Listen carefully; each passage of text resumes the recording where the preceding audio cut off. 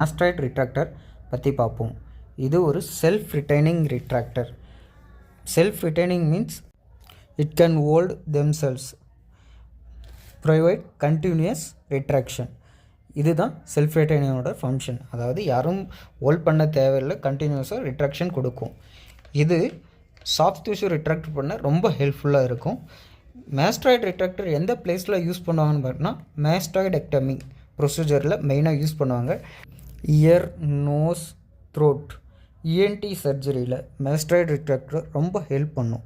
ஏன்னா அப்போது நம்ம மாஸ்ட்ராய்டு ரிட்ராக்டர் அப்ளை பண்ணிட்டோங்கன்னா we can visualize the surgical site properly.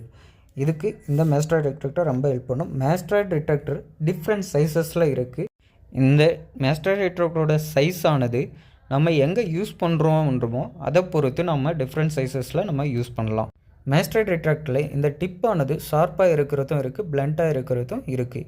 மாஸ்ட்ராய்டு ரிட்ராக்டரோட பிளேடானது different லென்த்லேயும் இருக்குது.